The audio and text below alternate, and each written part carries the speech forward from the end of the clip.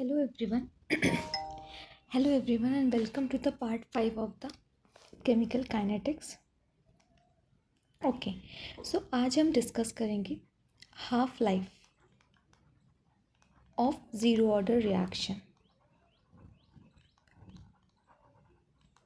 Half life का मतलब क्या है कि जब जो ए नॉट है से जो AT बन रहा है मेरा, ठीक है, मतलब कि हाफ लाइफ मतलब ये ए नॉट हाफ कंज्यूम हो चुका है. ठीक है, मतलब अगर मैं एक रिएक्शन प्रोसीड कर रही हूँ तो ये ए जो है, जो कि रिएक्टेंट है, ये 50% ख़त्म हो चुका है. ठीक है, तो उस टाइम को हम कैसे आइडेंटिफाई करेंगे, उस टाइम पे कॉन्सेंट्रेशन को हम कैसे फाइंड आउट करेंगे. जैसे कि प्रीवियस स्लाइड में हम लोगों ने डिस्कस किया था कि ज़ीरो ऑर्डर रिएक्शन का रेट इंटीग्रेटेड लॉ से हमको ये फॉर्मूला हमको ड्राइव किया गया था. ठीक है, अब यहाँ पे क्या है, जो टी है वो क्या हो गया, टी हाफ, मतलब कि 50% ऑफ जो टी है, जितना भी ओवरऑल टी था उसका 50% हो गया. मतलब मान लो कोई रिएक्शन 10 मिनट में कंप्लीट हो रहा है. ठीक है, कोई रिएक्शन 10 मिनट में कंप्लीट हो रहा है तो 5 मिनट में क्या होगा, 5 मिनट में क्या होगा कि वो अपने हाफ टाइम में पहुंच जाएगा कि जहाँ पे आधी रिएक्शन कंप्लीट हो चुकी होगी. वैसे ही टी यहाँ पे टी हाफ को डिनोट कर रहा है. ठीक है, या फिर हम लिख सकते हैं टी 50%. अब AT का कॉन्सेंट्रेशन क्या होगा यहाँ पे, जितना भी हम लोगों ने ए नॉट लिया था डिवाइडेड बाई 2. फॉर एग्ज़ाम्पल अगर मैंने 100% रिएक्टेंट लिया था तो 50% रिएक्शन कंप्लीट होने का मतलब क्या है, 50% रिएक्शन हो चुकी है, मतलब 50.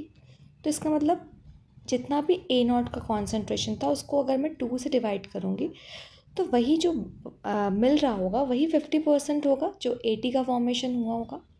अब AT की जगह पे यहाँ पे जो AT की वैल्यू है वहाँ पे मैं ए नॉट बाई 2 को पुट कर दूँगी. So this is your equation 2, this is your equation 1. Putting 2 in 1 क्या मिल जाएगा हमको, a not by 2 is equal to a not minus N1 के टी हाफ. राइट, अब मैं क्या कर सकती हूँ, इन दोनों को साथ में ला सकती हूँ. N के t half is equal to a not minus a not by 2. Okay, इतना तक हमको समझ आ गया कि कैसे हुआ. अब हम आगे देखते हैं कि कैसे होगा. ठीक है, तो यहाँ पे हमको क्या मिल गया, पीछे हमको ये पता चल गया कि N1 के टी हाफ से हमको मिल गया a not minus a not by 2. अगर इसको मैं सॉल्व करती हूँ तो मुझे क्या मिल जाएगा, ए नॉट बाई 2 मिल गया मुझे. अब टी हाफ की वैल्यू मुझे निकालना है तो क्या हो जाएगा, ए नॉट बाई 2 N1 के. तो यहाँ से हमको क्या मिल गया, टी हाफ की वैल्यू हमको पता चल गया कि ये होता है टी हाफ की वैल्यू. सो ये था हमारा हाफ लाइफ. ओके, अब इससे हम ग्राफ्स के बारे में भी डिस्कस करेंगे कि कैसे हम ग्राफ प्लॉट करते हैं. ठीक है, अब हम लाइफ टाइम मतलब कि पूरा रिएक्शन कंप्लीट हो चुका है. ठीक है, द रिएक्शन इज कंप्लीटेड, तो वह होता है हाफ लाइफ, वो होता है लाइफ टाइम. अब यहाँ पे हम लाइफ टाइम को किससे डिनोट करते हैं, टाउ से. ठीक है, टाउ से हम तो यहाँ पे जो टी है उसको मैं टाउ से डिनोट करूँगी. ठीक है, पूरा कंप्लीट हो चुका है रिएक्शन. रिएक्शन क्या है, this is your reaction. Okay, अब अगर टी टाउ है तो AT क्या होगा, ज़ीरो होगा, क्योंकि मेरी रिएक्शन तो पूरी कंप्लीट हो चुकी है. तो AT क्या हो जाएगा, ज़ीरो हो जाएगा. ठीक है, लाइफ टाइम मतलब कि रिएक्शन कितना लंबा चला है. ठीक है, लाइफ टाइम का मतलब क्या होता है, रिएक्शन कितना लंबा चल रहा है. ठीक है, उसके बाद क्या होगा कि यहाँ पे मैं, जो कि मुझे रिएक्शन मुझे पता है कि कैसे हम फाइंड आउट कर रहे, ये rate law, integrated rate law हमने पहले ही फाइंड आउट कर लिया था। अब यहाँ पे 80 कंप्लीट हो गया है, तो इसको मैं ज़ीरो वैल्यू रखूँगी। ये A0 minus N1 KT। Okay, अब यहाँ पे क्या है कि T की जगह मैं क्या कर दूँगी, इस T को टाउ से रिप्लेस कर दूँगी। तो ये हो जाएगा tau is equal to A0 divided by N1 of K। अगर इसको मैं सॉल्व करूँ तो यहाँ पे आ जाएगा N1 K of tau is equal to A0, और टाउ की वैल्यू हो जाएगा A0 N1 ऑफ K। सो ये क्या है, लाइफ टाइम है, ठीक है। रिएक्शन कितना लंबा चलेगा ये हम इस फॉर्मूला से पता कर सकते हैं। अब हम डिस्कस करते हैं थोड़ा किसके बारे में, ग्राफ्स के बारे में। ज़ीरो ऑर्डर रिएक्शन में क्या होता है कि जो रेट है, रेट और कॉन्सेंट्रेशन का जो ग्राफ है वो लीनियर है, रेट डिपेंड नहीं कर रहा है कॉन्सेंट्रेशन पे, राइट। तो यहाँ पे क्या है कि कॉन्सेंट्रेशन के ऊपर हमारा रेट जो है वो डिपेंड नहीं कर रहा है। अब लिनियरिटी अगर हम पता करें या ग्राफिकल रिप्रेजेंटेशन देखें तो क्या होता है कि जैसे हमको पता है यहाँ पे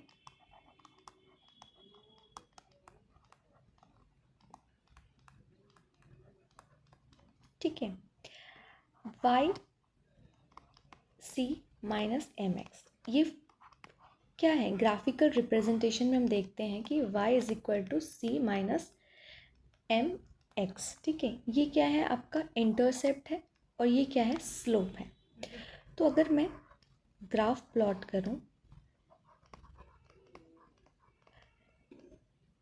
production of concentration of a at time t versus t का, तो यहाँ पे इंटरसेप्ट, ये इंटरसेप्ट होगा और स्लोप मेरा क्या है, नेगेटिव स्लोप है, ठीक है। तो सी क्या है यहाँ पे, इंटरसेप्ट A0 एंड स्लोप क्या है यहाँ पे, दैट इज N1 K, ये है मेरा स्लोप। सो ऐसे हम क्या कर सकते हैं, ग्राफ प्लॉट कर सकते हैं। ये हो गया with respect to reactant at time t versus time t. यही अगर हम क्या करें, यही अगर हम प्रोडक्ट वर्सेस टाइम करें, ठीक है, प्रोडक्ट वर्सेस टाइम, एक बार हम इंटीग्रेटेड रेट लॉ को लिख लेते हैं फिर से। ओके, तो यहाँ पे क्या है कि t is equal to zero, उस टाइम पे मेरा इनिशियल कॉन्सेंट्रेशन A0 था।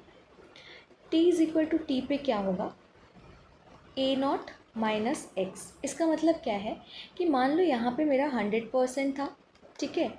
अब A0 से कितना माइनस, A0 जो है 100% था, मान लो 10 मिनट के बाद इसमें से 20% घट गया, ठीक है।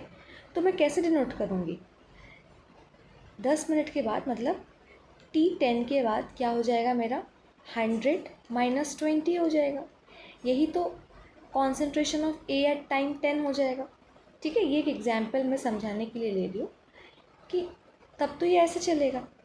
तो यहाँ पे देखो क्या हो रहा है, इसी चीज़ को मैं इस फॉर्मेट में लिखी हूँ, ये 100 है, ये 20 है, तो एट टाइम टी क्या हो जाएगा, A0 माइनस एक्स, ये क्या हो जाएगा, ये AT है, ठीक है।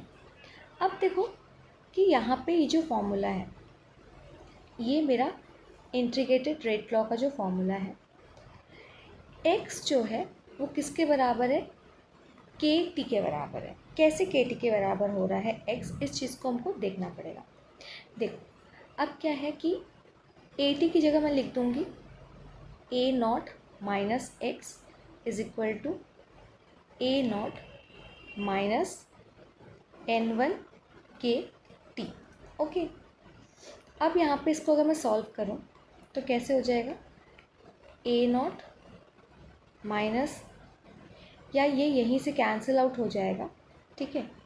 ये यहीं से कैंसिल आउट हो जाएगा ना, तो minus x is equal to minus n1 of kt, minus minus cancel, that is x is equal to n1 of kt। अब n की वैल्यू मुझे पता नहीं है, अगर मैं n की वैल्यू 1 रखूँगी तो x will be is equal to kt, right, ऐसे ही होगा। तो अगर मैं इस ग्राफ को प्लॉट करूँ, ठीक है, तो y, m और x यहाँ पे कोई भी इंटरसेप्ट नहीं है, मतलब कि अगर मैं टाइम के रिस्पेक्ट में प्रोडक्ट की ग्राफ को प्लॉट करूँ तो ये क्या बनेगा, इंटरसेप्ट नहीं है और एक पॉजिटिव स्लोप है, ठीक है, ओके। सो ये होगा प्रोडक्ट के बेसिस पे ये ग्राफ प्लॉट होगा। कैसे हो रहा है इस चीज़ को एक बार और समझ लेते हैं। At time t is equal to 0 में मेरा कॉन्सेंट्रेशन ऑफ रिएक्टेंट 100% था। टाइम t में कुछ कॉन्सेंट्रेशन डिक्रीज़ हुआ, वही क्या हो जाएगा, जितना डिक्रीज़ होगा वही उतना ही फॉर्म होगा, वही कॉन्सेंट्रेशन 80 के बराबर हो जाएगा। तो मुझे नहीं पता कितना डिक्रीज़ हुआ, इसलिए मैंने क्या किया, x मान लिया। तो a0 minus x will be is equal to a0 80। अब इस 80 की वैल्यू को मैंने कहाँ पुट कर दिया, इस रिएक्शन में पुट कर दिया। तो मैंने जब इस रिएक्शन में, मान लेते हैं ये 2 है रिएक्शन, ये 1 है, तो 2 in 1 कर दिया, तो मुझे क्या मिल गया, a0 minus x is equal to a0 minus n1 of kt। यहाँ से a0 कैंसिल हो गया और x is equal to kt।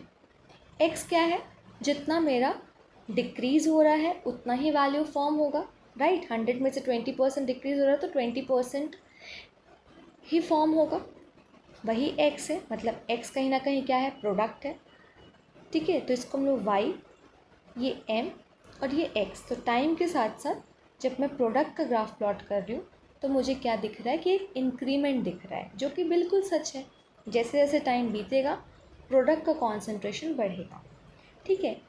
ये था हमारा ग्राफ्स के बारे में डिस्कशन, ठीक है। इसके बाद हम नेक्स्ट सेशन में क्या करेंगे, हम क्वेश्चंस प्रैक्टिस करेंगे on the basis of your graph and your integrated rate law. Okay, thank you.